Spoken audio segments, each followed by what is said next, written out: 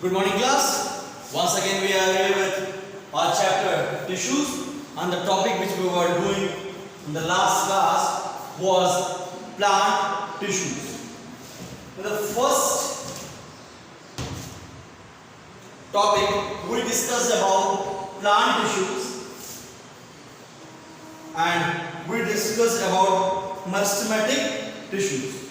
Today we are going to talk about permanent tissues. So permanent tissues are of two types: simple permanent tissue, and the second type is complex permanent tissue. So leaving complex permanent tissue behind, today we will be talking about simple permanent tissues. Okay, so simple permanent tissues are of three types. Number one is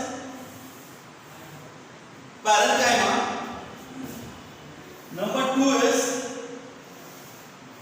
collenchyma, and number three is sclerenchyma. See, we have marked or classified permanent tissues into three types: permanent parenchyma, collenchyma, and sclerenchyma. And I have written down the features of each, the main features of each type of tissue. So let us start with the first one, that is parenchyma. Now first point, it stores food material. It is going to store food material which will be utilized by the plant for its metabolic activities. That means metabolic activities means for its biological usage, because we all organisms need energy for our different types of activities, such as we need energy for movement, for talking, for moving our hands, or any other thing. Similarly, plants also need energy, and for that purpose they store food material in parenchyma. The parenchyma, which is located in stem and roots, it also sometimes acts to store water, and it provides rigidity to the plant. Rigidity means a structure, a stiffness, so that it does not fall down.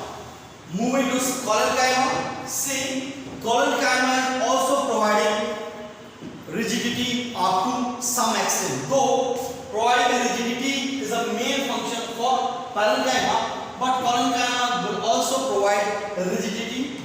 It provides elasticity, and it also stores food. See, elasticity means ability to bend. Like when wind blows, we see leaves start to move.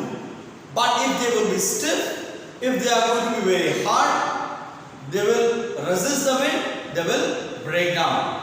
So to avoid any such conditions, there is collenchyma which provides elasticity to the leaves. Then in some cases we see collenchyma also stores food. Then we move to sclerenchyma. It provides mechanical support to the plant. That means it makes the plant body very hard, and it also provides a high level of elasticity, as you must have seen in the case of coconut plants.